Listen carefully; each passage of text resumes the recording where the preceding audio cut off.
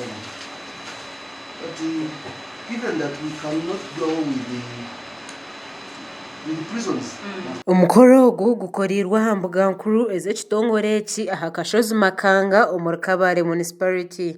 Theopista Twembi orikwebembera office egi ahabwe kyanga ekya Kabare nayoreka ngu omu kucondooza kwabo bashandire ngu ebihome bingi omu kyanga kya Kigezi bijwire munonga. Twashanga ngu hakiriyo bingi ebyokukora omu kihomo ekyokureeberaho abasiba bakuba bariyo twashanga nibamara obwire bwingi bari omu nkomo ezo batakatiire omu kooti kukozesibwa ekitukumanya nk'abasiba bakaba bari aha rimandi na munonga omu bihome bya prisons.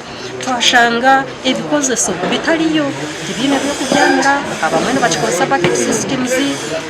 Twashanga abamwe nibakoresibwa heeru tibari kushashurwa ebyo byona nka Human Rights Commission twashanga bimwe bikiriyo nibibamu nibibahiirira.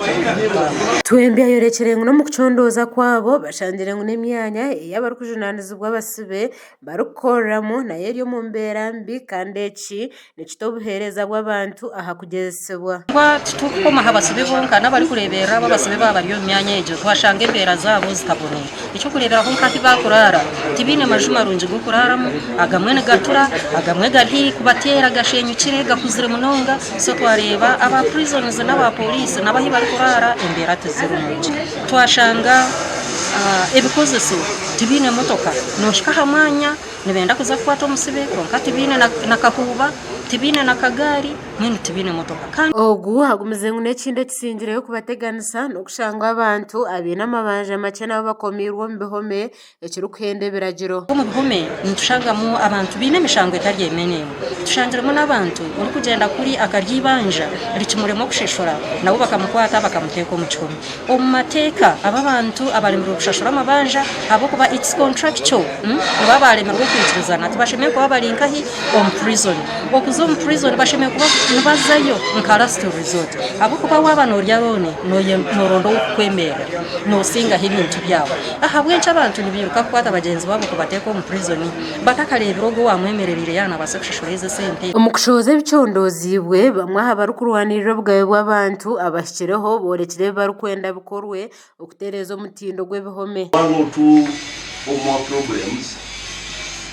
One that you remember formerly the LC system was helpful, that would receive most of these issues that come to police which you think shouldn't register, they would handle them. But today, people have lost trust in the LC system. They will say this is a relative to the one who committed the offense, is a relative, is a son, is also a drunkard.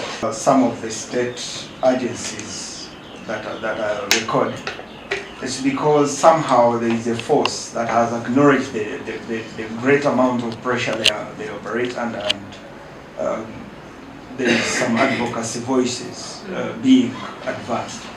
For instance, on the budgeting, there is an advocacy group that specifically brought out the evidence on the state of police residencies and ekitongore kya UHRC nikishooza embeera y'obugabe bw'abantu omu ihanga buri mwaka okuhwera omu kutunguura omuringo ogu gavumenti eshemereire kutwariza abantu baayo.